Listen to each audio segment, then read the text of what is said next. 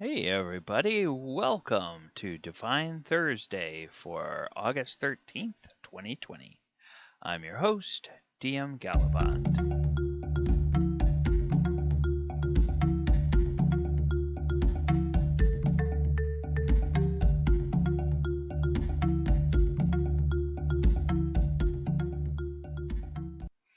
Alright everyone, today on Divine Thursday we are going to be looking at a spell that has been around forever in the game.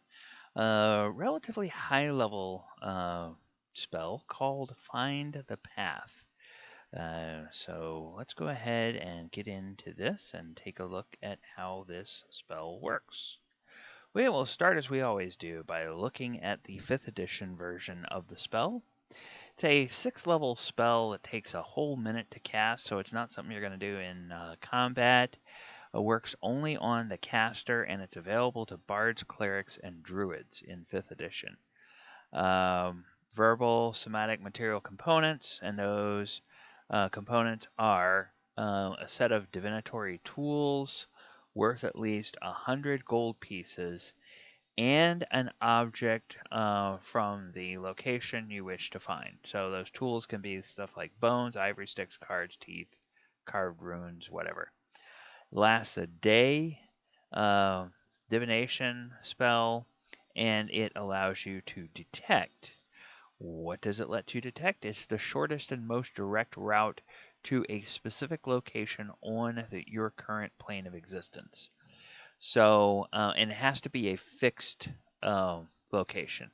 So, if you want to find a location of, let's say, a sailing ship, that won't work because a sailing ship, presuming it's under operation, it might be in port or it might be out on the high seas, or it might be on the river or in a dry dock or whatever. But it's not a fixed location. You could, however, use it to say, like, if you know that a ship is at the Market Street dry dock uh, in Waterdeep. Well, then no matter where you are on Toril, you could use this spell and say, get me to the Market Street dry dock in Waterdeep. And it would take you there because that is a fixed location. And it just shows you the path. It does not teleport you to this place. And if you name a destination on another plane of existence, or a destination that moves, we said like that sailing ship, or a destination that isn't specific, such as the nearest green dragon's lair, or a green dragon's lair. Well, that's not really specific. And that also, it's also kind of clever. They require you to have an object from the location you wish to find. You're going to say, take me to a green dragon's lair. Well, you don't have an object from a green dragon's lair. So you can't do that. Now, if you know that a green dragon has a lair on Icespire Peak, you can say, take me to Icespire Peak, and it will do that. And then you can find the lair there. But you would still have to have something from Icespire Peak, like a rock or something like that. So it's really like a utility spell and a traveling spell, and one that you would use probably more narratively than mechanically in the game. All right, find the path. Goes all the way back to original D&D, and the duration, instead of for one day, it's 6 turns plus 1 turn per level of the caster. So this is one of those where actually the path or the spell lasts shorter time in the older editions than it does in the newer edition. Sometimes it's that way. Sometimes the older editions have a longer lasting spell. So the cleric must name a specific place, though it need not be a place he's visited before. For the duration, they know the direction of that place. In addition, will magically gain any special knowledge needed to get to the place. So we know the location of secret doors, passwords, and so forth.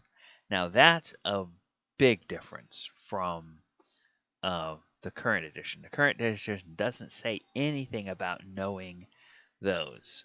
So this is something that you can use in your game as a DM. You can decide, knowing that it used to give that information, you can decide whether you think the current edition would give that to your players or whether it would not. And if they try to kind of cajole you into doing that, well, you can counter with, hey, I know historically that was something they used to do, but it doesn't say that in the rules here. So you can rule it whichever way you want to as the DM. Your table, your rules. Try to do things so that everybody has fun, but if clearly they're trying to do something just to bypass a whole lot of traps or puzzles or things like that that you've worked on and that you want them to go through and want them to solve, then don't deny yourself the joy of letting them discover all of that just by shortcutting it with using the language of the old spell. All right, when a spell's duration runs out, caster only remembers the general direction to the place. All other special information is forgotten. Spell is instantly negated if the caster attempts to write down, record, or disclose a special knowledge to others. And spell is often used to find a fast escape route. So now that's interesting. It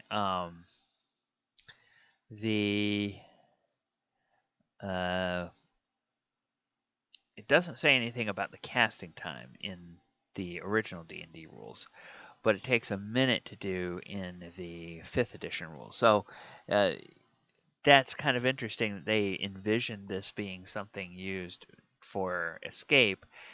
Well, you don't really have a minute to sit around and cast a spell if you're trying to get out of there. You need something that can cast right away. So it's kind of interesting the thinking about how this spell would work in terms of casting it. All right, in AD&D First Edition, once again, find a path is divination level 6, range touch. So now it's not only you, but you could touch somebody and give the information to them. And duration is 1 turn per level. Casting time is 3 rounds. So now instead of a minute, it's 30 seconds in this edition because this is when rounds were still 10 seconds each. Cleric is able to find the shortest, most direct route he or she is seeking, be it the way to or out of locale. A locale can be outdoors or underground, a trap, or even a maze spell. The spell will enable the cleric to select the correct direction, which will eventually lead him or her to egress, the exact path to follow, or actions to take, and his knowledge will persist as long as the spell lasts. The spell frees the cleric and it goes with her in a single round from a maze spell in a single round and will continue to do so as long as the spell lasts. Material components, set of divination counters of the sort favored by the cleric. Bones, ivory counters, sticks, carved runes, whatever. Reverse, lose the path, makes the creature touch totally lost and unable to find its way for the duration of the spell, although it can be led, of course. So then find a path in 2nd edition. Casting time 3 rounds, and this is okay. Okay, so now this is interesting. Okay, here's a recipient of the spell can find the shortest, most direct physical route. Locale can be outdoors and underground, trap, or even a maze spell. Spell works with respect to locales, not objects or creatures within a locale. Thus, the spell could not find a way to a forest where a green dragon lives, or the location of a hoard of platinum pieces. The location must be in the same plane as the caster. So now you can see how they keep building little things into the spell every edition. So the spell enables a subject to sense the correct direction. It will eventually lead them to their destination, indicating appropriate times, the exact path to follow, or physical actions to take. For example, a concentration of the spell enables the subject to sense tripwires or the proper word to bypass a glyph. The spell ends when the destination is reached, or when one turn for each caster level has elapsed. The spell frees the subject goes with him from a maze spell in a single round and will continue to do so as long as the spell lasts. Note this divination is key to the caster, not his companions, and that, like Find Trap spell, does not predict or allow for the actions of creatures. And then same thing for the material components and the reverse of the spell. All right, then in 3rd edition, Find the Path. It is available to bards, clerics, druids, knowledge, and travel. And it requires a focus, 3 rounds. And duration is 10 minutes per level. And very similar to the very similar to 2nd edition. In fact, it looks like, yeah, this. Oh, now here is interesting, an interesting change. Find the path can be used to remove the subject and his companions from the effect of a maze spell in a single round. Now, it doesn't say that it continues, it just says it removes them from the effect. So that must mean that it ends the effect of a maze spell in 1 round from the 3rd edition version. That makes it a pretty good, like just like you have remove poison or remove curse or whatever. Yeah, remove maze basically. And then the focus is the same, and that is all the same. And then, of course, in 4th edition, it does not appear. So we don't have the spell there in 4th edition. All right, that's going to do it for our discussion of Find the Path today. If you like what we do here on this channel, please go and click the subscribe button down below. Tap that notification bell. That will let you know every time we drop a new video to the channel. Like, subscribe, share the video. Also in the description, you can look down there and find where all of my live streams happen and how to follow me on all of the social media platforms. In the comments, I would be very curious to hear about any times that you have used this Find the Path spell. As you're thinking about the different versions of the spell, what version do you like the best? Do you like the current 5th edition version, which usually tends to be kind of a amalgamation and a synthesis of what the spell has done before, sometimes eliminating more problematic elements of it, or was there one of those specific editions of the spell that you liked better than the 5th edition? Let me know down in the comments below.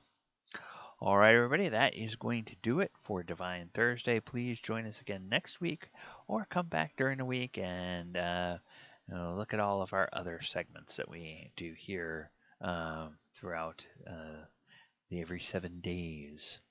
All right, well, thank you so much. Take care and good night, everybody.